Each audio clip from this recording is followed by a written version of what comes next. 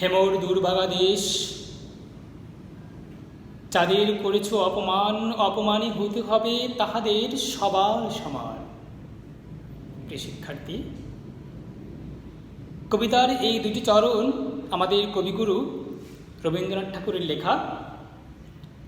আর এই কবিতার চরণ দুটিকে ব্যবহার করেছেন আমাদের বাংলাদেশের জাতীয় কবি কাজী নজরুল ইসলাম তার রচিত একটি প্রবন্ধের মধ্যে। আর কবি নজরুলের এই প্রবন্ধটির একটি বৈশিষ্ট্য হচ্ছে গিয়ে তিনি রবীন্দ্রনাথ ঠাকুরের কবিতার মাধ্যমে তার পাঠটি শুরু করেছেন এবং একটি কবিতা দিয়ে তিনি তার এই প্রবন্ধটিকে শেষ করেছেন।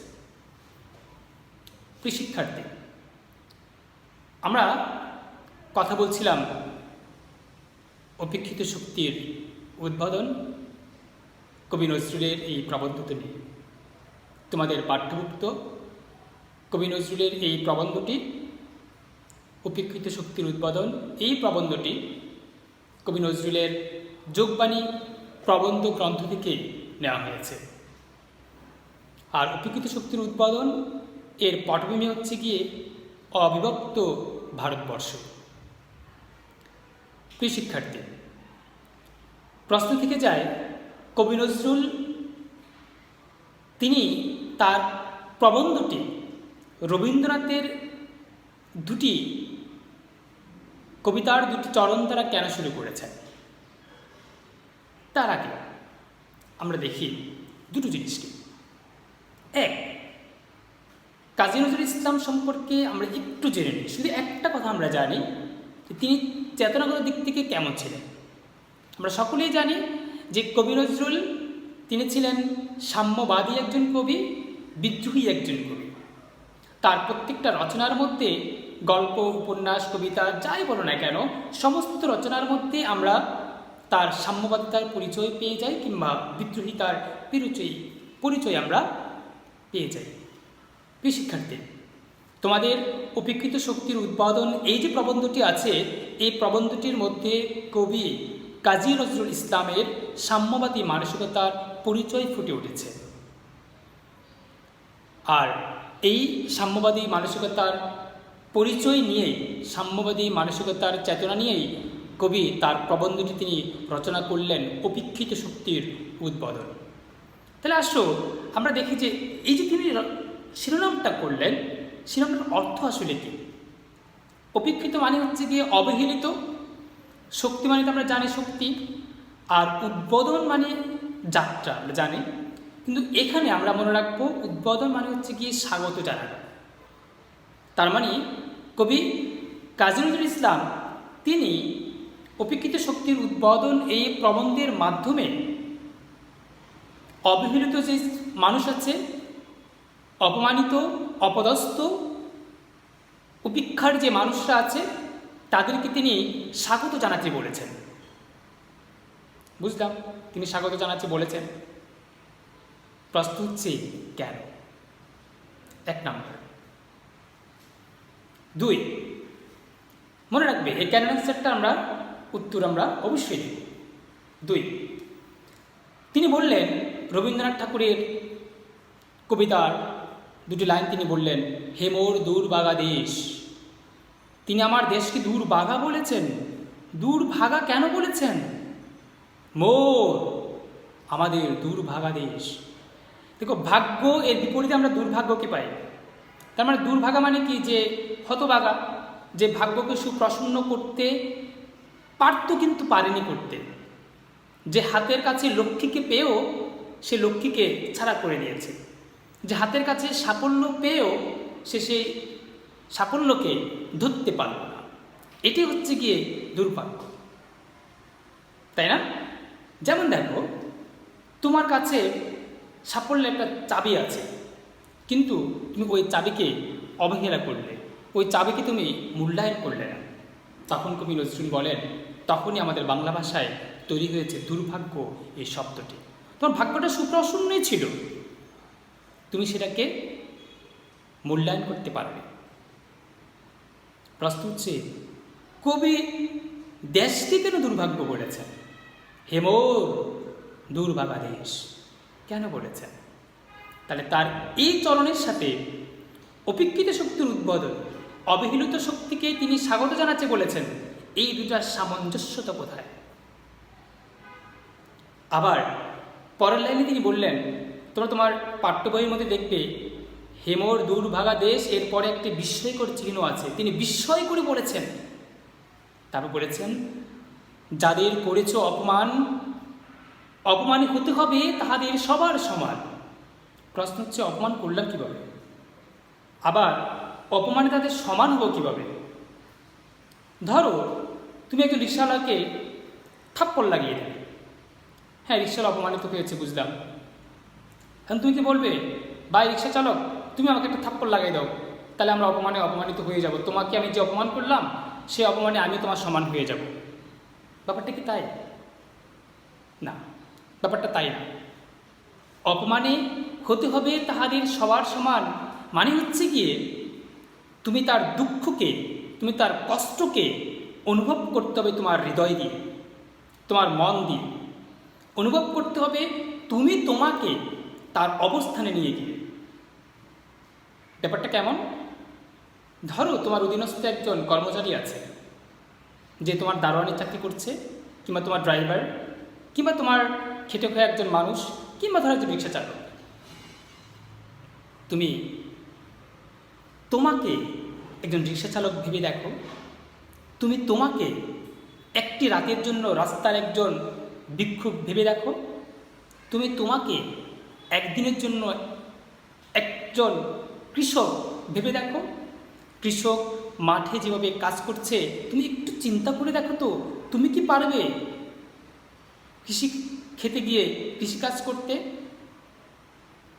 যদি তুমি পারো, তাহলেই বলবে কবি, তাহলেই তুমি তোমার কবির চেতনাগত দিক থেকে তুমি সামঞ্জস্য আছো, যে হ্যাঁ, তুমি হতে পেরেছ তাহাদের সবার সমান, তুমি তাদের অপমানিত হতে পেরেছ। যদি না পারো, কবি নজরুল বলেন, তুমি হতে পারো না। প্রশ্ন থেকে যায়, কবির এই ভাবনার মতো মানুষ কি আমাদের পৃথিবীতে আছে নাকি? ছিল নাকি কখনো? প্রিয় শিক্ষার্থী, আমরা যদি চিন্তা করি, এখানে কবি প্রথমে তিনি উল্লেখ করেছেন, তোমরা পাবা যে আজ আমাদের নতুন করিয়া মহাজাগরণের দিনে আমাদের সেই শক্তিকে ভুলিলে চলবে না, যাদের উপর আমাদের 10 আনা নির্ভর করছে। প্রশ্ন হচ্ছে, এখানে 10 আনা শব্দ তিনি কেন ব্যবহার করেছেন? 10 আনা বলতে আমাদের পুরোপুরি একটা অংশ, যে আমাদের পুরো অংশ যার উপর নির্ভর করছে, তাকে আমরা ভুললে চলবে না, তাকে সাথে করেই আমাদেরকে নিয়ে যেতে হবে। বিষয়টা কেমন? তুমি আজকে যে সম্পদশালী হয়েছ, তুমি আজকে যে ধনাত্মবান হয়েছ, তুমি আজকে যে তোমার নামের শুরুতে শিল্পপতি শব্দটা লাগাচ্ছ, তোমাকে শিল্পপতি কে বানিয়েছে? তোমার এই অট্টালিকা, যে বিল্ডিংয়ে তুমি আছো, সেই বিল্ডিংটা কে তৈরি করে দিয়েছে? তুমি যে গাড়ির মালিক হয়েছ, এই গাড়িটা কে তৈরি করে দিয়েছে? তুমি যে দুপুরবেলা, রাত্রে, সকালবেলা খাবারের টেবিলে বসে আরামে আয়েসে চমৎকার চমৎকার খাবার তুমি খাচ্ছ, এই খাবারগুলো কে তৈরি করে দিয়েছে? কই বলেন, তুমি কি তৈরি করেছ? না, তুমি তৈরি করনি। তার মানে কে করেছে? যারা করেছে তাদের উপরে নির্ভর করছে তোমার ক্ষুধা নিবারণ, তাদের উপর নির্ভর করছে তোমার মালিকানা, তাদের উপর নির্ভর করছে তোমার অট্টালিকা, তাদের উপর নির্ভর করছে তোমার শিল্পপতি শব্দটা। তার মানে কবি নজরুল বলেন, তুমি শিল্পপতি হয়ে গেছো বলেই কি তুমি তাদেরকে অপমান করবে, অবজ্ঞা করবে, অবহেলা করবে? না, তোমাকে যেহেতু তারা শিল্পপতি তৈরি করে দিয়েছে, তুমি তাদের কাছে কৃতজ্ঞবোধ থাকা দরকার। তুমি তাদের কাছে কৃতজ্ঞ হওয়া দরকার। তারা কেন তোমার কাছে কৃতজ্ঞ হবে? প্রিয় শিক্ষার্থী, এখান থেকে আমরা কয়েকটি ঘটনা তোমাদের কাছে বর্ণনা করি, যে ঘটনাগুলো তোমাদের পরীক্ষায়, বোর্ড পরীক্ষায় উদ্দীপক আকারে এসে থাকে। তোমরা নিশ্চয়ই হযরত ওমরের একটি ঘটনা তোমরা জানো, যে বৃদ্ধ এবং ওমর যখন দুজন একটা গন্তব্যে যাচ্ছিলেন, অনেক লং ডিস্টেন্স, তখন হযরত ওমর তার বৃত্তকে বলল যে এক কাজ করো, তুমি পুরো রাস্তা কেন আমাকে টেনে নিবে, আমরা অল্প অল্প করে ভাগ ভাগ করে টেনে নিই, কিছুক্ষণ সময় তুমি আমাকে টানবে, কিছুক্ষণ সময় আমি তোমাকে টানবো। হযরত ওমর বলেছে, বৃত্ত না মেনে উপায় নেই, বৃত্তে মানতে বাধ্য হয়েছে। তাই ঘটল। একজন হযরত ওমর কিছুক্ষণ বসেন, বৃত্ত টানেন, বৃত্ত কখন ঘোড়ার উপরে বসে, হযরত ওমর টানছে। ঘটনার চক্রে তিনি যে এলাকায় যাবেন, যেখানে যাবেন, ওইখানে প্রবেশদ্বারের কিছু আগে দায়িত্ব পড়ে গেছে হযরত ওমরের উপর। হযরত ওমর রশি টানবেন আর বৃত্ত ঘোড়ার উপরে বসবে। তখন বৃত্ত বলল, ওমর, হুজুর অনেকক্ষণ তো হয়েছে, এখন আপনি ঘোড়ার উপরে বসুন দয়া করে, কারণ আপনি সম্মানিত মানুষ, আপনাকে আমি টেনে নিয়ে যাই, কারণ এই গন্তব্যস্থলে কিন্তু আপনারই সম্মান, আপনারই কিন্তু তারা স্বাগত জানিয়েছে, আমাকে নয়। তখন হযরত ওমর বললেন, না, এটা হয় না, এটা অন্যায়, তুমি ঘোড়ার উপরে বসো, আমি তোমাকে টেনে নিয়ে যাব। হযরত ওমর বলেছেন, বৃত্ত মানতে বাধ্য। বৃত্ত তাই করলেন, সেই প্রবেশদ্বার দিয়ে প্রবেশ করছে। তখন সকলেই স্বাগত জানাচ্ছিল ঘোড়ার উপরে ওই ব্যক্তিটাকে। দেখুন, হযরত ওমরের গায়ে এমন কোনো লেবাসও ছিল না যে তাকে চিনবে তিনি একজন বাদশাহ। এই যে তিনি তাকে মূল্যায়ন করলেন, এটাই হচ্ছে কি কৃতজ্ঞবোধ। এই যে তিনি বৃত্তকে মূল্যায়ন করলেন, এই মূল্যায়নটা করতে বলেছেন, অপমানে হতে হবে তাহাদের সবার সমান, তুমি তাকে দুঃখ কষ্টকে বুঝতে হবে। প্রিয় শিক্ষার্থী, এক যুদ্ধে রাসূল সাল্লাল্লাহু আলাইহি সাল্লাম খুব মহা সংকটে পড়ে গিয়েছিলেন। সাহাবায়ে কেরাম না খেয়ে আছেন, না খেয়ে থেকে তারা পেটের মধ্যে পাথর বেঁধেছে। সাহাবায়ে কেরাম এসে রাসূল সাল্লাল্লাহু আলাইহি সাল্লামকে বললেন, রাসূল, আপনি একটু দোয়া করুন যে আল্লাহর কাছে যেন আল্লাহ আমাদের জন্য খাদ্য পাঠিয়ে দেয়। তখন রাসূল সাল্লাল্লাহু আলাইহি সাল্লাম তিনি তার জামা তুলে দেখালেন যে তোমরা তো একটি মাত্র পাথর বেঁধেছ, আর আমার পেটের মধ্যে 60টি পাথর বাঁধা আছে। এখান থেকে কী প্রমাণিত হয় যে আমি নেতা হয়েছি বলেই কি আমি ভালো খাবার খাবো? তোমরা আমার অধীনস্থ ব্যক্তি বলে কি তোমরা না খেয়ে থাকবে, আমি খেয়ে থাকবো? না, তা হয় না, এটা কোনো নেতার কাজ নয়। অপমানিত হতে হবে তাহাদের সবার সমান। রাসূল তিনি তাকে ওই অধীনস্থ ব্যক্তিদের, সাহাবাদের কাছে নিজেকে অনুভব করেছেন, তাই তিনি 7 দিন না খেয়েছিলেন। তিনি ভেবেছেন, আমি খাবার আগে যে আমাকে আমার অধীনস্থ হয়ে কাজ করছে, আমাকে সেবা দিচ্ছে, তাদেরকে আগে খাদ্য ব্যবস্থা করতে হবে। দেখুন, যদি এই আদর্শ আমাদের আজকের সমাজে আমরা দিয়ে দিতে পারতাম, তাহলে আমাদের আজকের সমাজের মানুষ আমাদেরকে মূল্যায়ন করত। আরেকটি ঘটনা বলি। রোম থেকে, রোমের বাদশার চিঠি নিয়ে এক ব্যক্তি এসেছিল হযরত ওমরের কাছে, যে হযরত ওমর তখন পুরো জাহানের সে বাদশাহ, পুরো অর্ধজাহানের সে বাদশাহ। তো বাদশার সে ভেবেছিল যে রোমের বাদশার যে রাজকীয় অবস্থা, হযরত ওমরও তো সেই রাজকীয় অবস্থা থাকবে। তিনি এসে হাত মুখ ধৌত করছেন, করে তারপরে তিনি যাবেন। ওই সময় তোমার ঘাটের পাড়ে বসে হযরত ওমর কাপড় কাচছেন। হযরত ওমরকে সে কখনো দেখেনি, চিনিও না। হযরত ওমরকে সে জিজ্ঞেস করছে, ওই রোম থেকে আসা ব্যক্তি দুধ, সে জিজ্ঞেস করছে, আচ্ছা আমি একটু ওমরের কাছে যেতে চাই, তোমাদের ওমরের কাছে যেতে চাই, তোমাদের খলিফার কাছে যেতে চাই, এখন আমার মাধ্যমটা কি, আমি কিভাবে যাব? রোমের বাদশাহ একটা চিঠি পাঠিয়েছে। কাকে জিজ্ঞেস করেছে? হযরত ওমরকে জিজ্ঞেস করেছে। ওই ঘাটপাড়ি বসা ছিল আরেকজন সাহাবী। তখন তিনি, হযরত ওমর জবাব দেওয়ার আগেই ওই সাহাবী বললেন, ইনি হচ্ছেন আমাদের খলিফাতুল মুমিনিন, ইনি হচ্ছেন আমাদের ওমর, ইনি হচ্ছেন অর্ধজাহানের বাদশাহ। তখন সে বিস্ময় হয়ে গেল, কি আশ্চর্য, আপনার প্রহরী কোথায়, আপনার পাহারাদার কোথায়, আপনি এভাবে একা একা ঘাট পাড়ে কাপড় কাচ্ছেন, অথচ আমরা আমাদের রোমের বাদশার জন্য কত কি নাই করি, কত প্রহরী তার। তখন হযরত ওমর শুধু বলেছেন, আমার প্রহরী কেন লাগবে, আমিও তো তাদেরকে পহরা দিব। যারা আমাকে খলিফা নির্বাচন করেছে, কেন করেছে? আমি যাতে তাদের সেবা করি, আমি যাতে তাদের নিরাপত্তা দিতে পারি। তো আমি যদি তাদের নিরাপত্তা না দিতে পারি, তারা আমাকে কিভাবে নিরাপত্তা দেবে? দেখুন, দেখুন, অপমানিত হতে হবে তাহাদের সবার সমান। আচ্ছা, আমরা আরও কাছের কিছু ঘটনা বলি। তোমরা নিশ্চয়ই মহাত্মা গান্ধীর কথা শুনেছ, ভারতবর্ষকে যিনি বিজয় আসনে বসিয়ে দিয়েছে। ভারতের যত সরকার আসুক না কেন, কারো ক্ষমতা নেই মহাত্মা গান্ধীর সেই ছবিকে সরকারের সেই দরবার থেকে নামিয়ে ফেলতে। কারো ক্ষমতা নেই। সে মহাত্মা গান্ধী এত বিজয় তিনি কীভাবে লাভ করলেন? সে মানুষের হৃদয়ের মধ্যে কীভাবে আটকে গেলেন?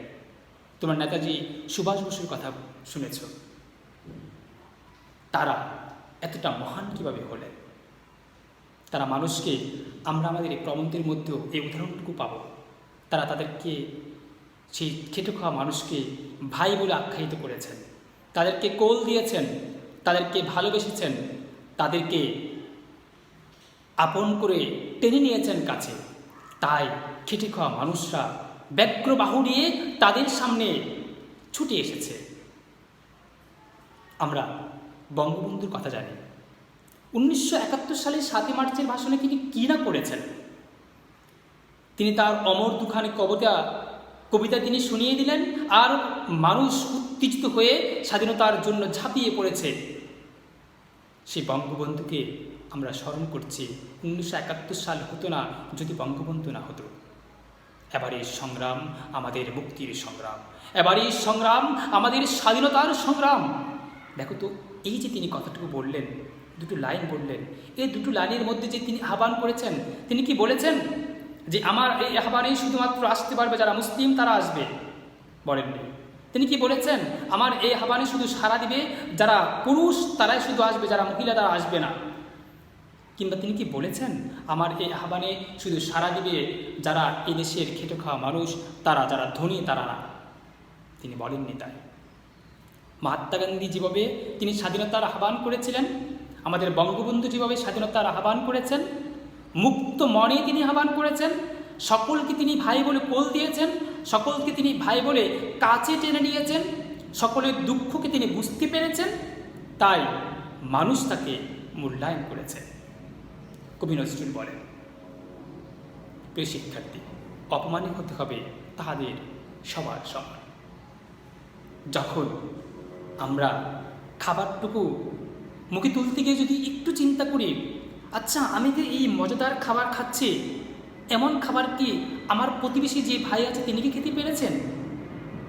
আচ্ছা এই সংকটকালে, এই দুর্ভিক্ষের কালে, এই মহাবিপদকালে আমি যে খাচ্ছি খুব আয়েশ করে, খুব আরাম করে, আমার খেটে খাওয়া মানুষ, রিক্সা চালক যিনি, যে আমাকে টেনে নিয়ে আসলো, যে আমার জন্য এই খাদ্য উৎপাদন করে নিয়ে আসলো, যে নিজেকে আমার জন্য বিলিয়ে দিল, সে কি একটু খেতে পেরেছে? যে আমার কাছে ভিক নিয়ে চলেছে, সে কি একটু খেতে পেরেছে? আমরা কি চিন্তা করেছি কখনো তাদের কথা? করিনি। তাহলে কবি নজরুল বলেন, এখানেই তোমার অপদস্থ, এখানেই তোমার অধপতন। যদি তুমি তোমাকে তাদের অবস্থানে গিয়ে ভাবতে, তাহলে তুমি যেমন উন্নত হতো, তুমি যেমন উন্নত হতে পারতে, ঠিক তেমনইভাবে তোমার দেশ উন্নত হতে পারত। আমরা প্রবন্ধের মধ্যে পাব, কবি নজরুল দেখিয়েছেন যে এই প্রবন্ধের মধ্যে আমরা 3 শ্রেণীর মানুষকে পাব। এক শ্রেণী যারা হচ্ছে গিয়ে বড়লোক, যারা খুব অহংকার, যারা অহংকারের দাম্ভিকতায় খেটে খাওয়া মানুষকে ছোট লোক বলেছে। আর কবি তাদেরকে উল্লেখ করেছেন তথাকথিত ছোট লোক, মানে তারা আসলে ছোট লোক নয়, আমরাই তাদেরকে ছোট লোক বানিয়ে রেখেছি। আরেক শ্রেণীর মানুষ পড়ব যারা মহৎ উদার মনের মানুষ, যাদের কারণে আমাদের পৃথিবী উন্নত হয়েছে, যাদের কারণে, যাদের ভাবনায় আমাদের খেটে খাওয়া মানুষরা তারা বেঁচে থাকার কিছু স্বপ্ন দেখে, তাদের চোখে আনন্দের জল নেমে আসে তাদের কথায়। আমরা আব্রাহাম লিঙ্কের কথা জানি, আমরা মাহাতির মোহাম্মদের কথা জানি। আমাদের দেশে আছে অনেক মানুষ যারা তারা হৃদয় দিয়ে মানুষের জন্য কাজ করতে চায়। দেখো, এখান থেকে তোমাদের আরেকটা উদ্দীপক আসে। তোমরা 8ম শ্রেণীতে পড়েছ, 5 লোকে কিছু বলে। কবিতাটি নিশ্চয়ই তোমাদের মনে আছে। সে 5 লোকে কিছু বলে কবিতার কিছু লাইন তোমাকে দিয়ে দেয়। তুমি একটি মহৎ কাজ করতে চাচ্ছ, তুমি একটি মহৎ গুণে গুণান্বিত মানুষ, ওই মহৎ গুণে গুণান্বিত মানুষ হয়ে তুমি একজন মানুষকে সাহায্য করতে চাচ্ছ। এমন সময় তোমার কিছু বন্ধু এসে তোমাকে অপমান করার কারণে সেই ভয়ে তুমি আর তাদেরকে সাহায্য করলে না, সেই সাহায্য থেকে তুমি পিছনে চলে আসলে। এই পাঠটুকু তোমার চলে আসে এখান থেকে, অপমানিত হতে হবে তাহাদের সবার সবার। প্রিয় শিক্ষার্থী, আমরা এখানে তথাকথিত যে ছোট লোক এই প্রবন্ধের মধ্যে পাবো, তথাকথিত ছোট লোক সম্প্রদায় বলতে কবি তাদেরকেই বুঝিয়েছেন যাদের অন্তর স্বচ্ছ, যাদের অন্তর উদার, যাদের অন্তর মুক্ত, যাদের অন্তর সরল, যারা খেটে খাওয়া মানুষ। আর কবি নজরুল বলেন যে এই খেটে খাওয়া মানুষ, এই স্বচ্ছ হৃদয়ের মানুষকে নিয়েও আমরা উন্নতির সেই শিখরে কেন বুঝতে পারছি না? কারণ তাদেরকে আমরা এতটাই অপমানিত করে রেখেছি যে তারা যে একটু বিগ আকারে ভাববে, ওই ভাবনাটুকু তারা ভাবতে পারছে না। একটু ভেবে দেখো তো, তোমাদের আশেপাশের যদি একটু চিত্র তোমাদের মনে আছে কি না, যে তোমরা যদি কখনো গ্রামে যাও, যদি তোমাদের কোনো পরিচিত অসহায় মানুষকে তুমি যদি বলো যে চাচা, কিংবা তোমরা যখন স্কুলে যাও, স্কুলে যাওয়ার পথে তোমরা যদি একজন রিক্সা চালককে জিজ্ঞেস করো যে চাচা, আপনার ছেলে মেয়ে কয়জন, আপনার ছেলেরা কেউ কি স্কুলে পড়ে, আপনার মেয়ে কি স্কুলে পড়ে? তখন তিনি কি জবাব দেবেন? মা, আমরা গরিব মানুষ, পড়ালেখা আমাদের লেগে না, পড়ালেখা আপনাদের মতো যারা বড় লোক আছে ওদের লেগে পড়ালেখা। ব্যক্তিরা কিন্তু ওইভাবেই জবাব দেবেন। কেন? পড়ালেখার মধ্যে কি লেখা আছে যারা বড় লোক, যাদের কাছে অনেক টাকা আছে শুধু তারাই পড়বে? তোমরা আব্দুল হামিদকে চেনো, আমাদের বর্তমান রাষ্ট্রপতি, জানো তার পরিচয়? তিনি একজন কৃষক ঘরের সন্তান। তাহলে বলো, পড়াশোনা কি কোনো বড়লোকের জন্য? না, পড়ালেখা কোনো বড়লোকের জন্য না। তাহলে ওই মানুষটা, ওই রিক্সা চালক তোমাকে ওই জবটা কেন দিয়েছে? কারণ আমরা তাদেরকে ছোট লোক বলে এতটাই অপমানিত করে রেখেছি, তারা যে একটু বিগ আকারে ভাববে ওই ভাবনাটুকু তাদের চিন্তায় আসে না। বিষয়টাকে একটু সহজ করে দিই। ধরো তোমার কোনো এক বন্ধু তোমাকে খুব অবজ্ঞা করে, না না তোর হবে না, তোর হবে না, তুই পারবি না। ধরো তোমার টিচারে তোমাকে বললো, না তোর দ্বারা হবে না, তুই বাংলাতে প্লাস পাবি না, হবে না তোর দ্বারা। এখন দেখো, তোমার টিচার তোমাকে বারবার কথা বলছে। এখন তুমি বাংলা পড়তে গেলেই তোমার কি মনে হয়, ও টিচার তো বলছে বাংলাতে এ প্লাস পাবো না, ঠিক আছে তাহলে পড়বো না। তোমার আম্মু বলে, কিরে তুই বাংলা পড়িস না? আম্মু, টিচার বলছে আমি নাকি বাংলাতে প্লাস পাবো না, তাহলে আর পুরো লাভ কি আম্মু, প্লাস পাবো না, তো পড়বো না, নয় পড়ি। দেখো, তুমি কিন্তু পারতে এ প্লাসটা পেতে, কিন্তু তোমার ওই চেতনাকে, তোমার ওই উদ্যোগকে থামিয়ে দিয়েছে তোমার টিচারের ওই একটি কথা। ঠিক সেম আমাদের সমাজে খেটে খাওয়া মানুষ, তারা নিজেকে উন্নত করতে পারছে না, কারণ তাদের উন্নতির যে জায়গাকে, চেতনাকে কিছু মানুষ তারা কি করেছেন, আটকে দিয়েছেন। তোমরা ছোট লোক, তোমার ছোট সম্প্রদায়, তোমরা এত বড় করে ভাবতে হবে না। একজন মানুষ যদি এসে বলে যে ভাই আমি চিন্তা করেছি আমার ছেলেটাকে বিদেশে পাঠাবো, তোমাদের নিশ্চয়ই একটা অ্যাডের কথা মনে আছে, খুব কমনলি একটা অ্যাড দেয় তোমাদেরকে টিভিতে, যে এক জেলের মালিক তাকে বলল, কিরে তোর পোড়ারা কি ঘরে বহে রাখবি, একটু ডাগর তৈছে, কালকে থেকে মাছ ধরতে নিয়ে আইস। তখন ওই জেলওয়ালা কি বলল, জেলের পোলা কি জেলে হইব? তারপরের দিন সে খবর পেল যে তার ছেলে জেএসসি পরীক্ষায় এ প্লাস পেয়েছে। তখন বলল যে মালিক, আমার ছেলে গোল্ডেন এ প্লাস দিছে। দেখো, জেলের ছেলে কি জেলেই হবে, এই যে একটা চেতনা। আর মালিক কি বলেছে, তোর ছেলের কি ঘরে বসে রাখবি, তোর ছেলেকে কালকে থেকে কাজে নিয়ে আস। তাহলে দেখো, দুইটা চেতনার মধ্যে দেখো কতটুকু পার্থক্য আছে। কবি নজরুল বলেন যে তুমি যে বড় লোক, তোমার যে ভাবনা, তোমার এই ভাবনাকে তুমি পরিবর্তন করে দাও। কার জন্য? ছোট মানুষটার জন্য। দেখো, তুমি মালিক হয়ে তুমি কি তোমার ছেলেকে বলতে, এই চল কালকে থেকে আমার সাথে তুই জেলখানায় যাবি, কালকে থেকে তুই আমার সাথে কৃষি খেতে যাবি, কালকে থেকে তুই আমার সাথে মাছ ধরতে যাবি, তোর জন্য কোনো পড়াশোনা নেই? কোনো বিত্তবান, কোনো ধনাঢ্যবান মানুষ কখনো কি এভাবে চিন্তা করেছে? না, সে চায় তার থেকে উন্নত হোক তার ছেলে। তাহলে দেখো, আমার চিন্তাটা আমার সন্তানের জন্য যেমন থাকবে, ঠিক আমি আমার চিন্তাটাকে, আমার চেতনাটাকে বিল্ড করব, তৈরি করব আমার অধীনস্থ যে মানুষ আছে তার জন্য। যদি ভাবতে পারি এমন করে, তাহলেই হবে অপমানে হতে হবে তাহাদের সবার সমান।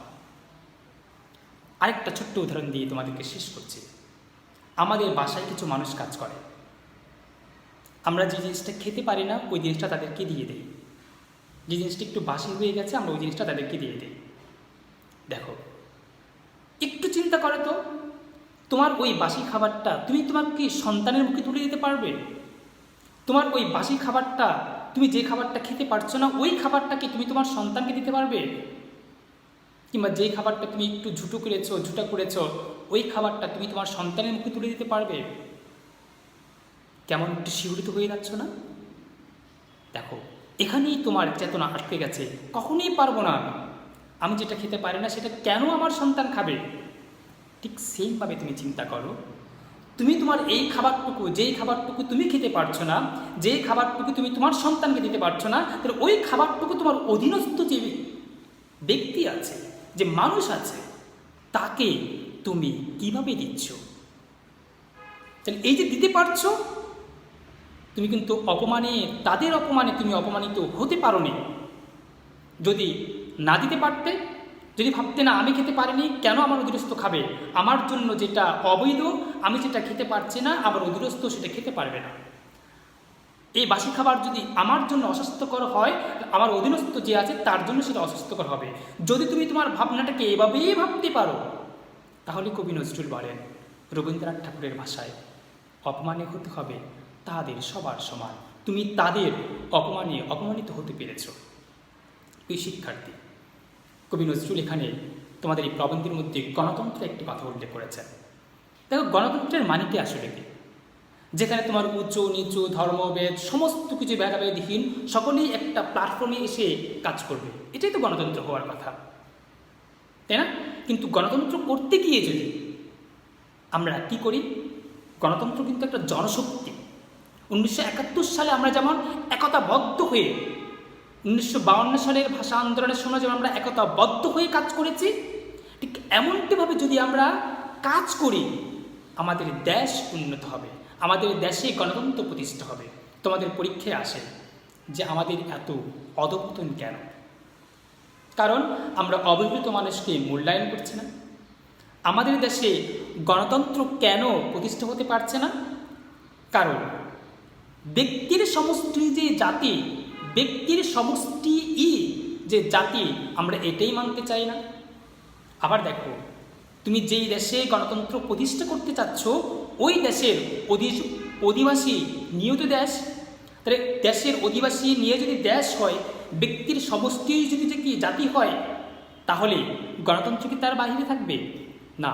তাহলে গণতন্ত্রের মধ্যে উঁচু নিচু ধর্মভেদ সকল কিছু এখানে উপস্থিত হবে।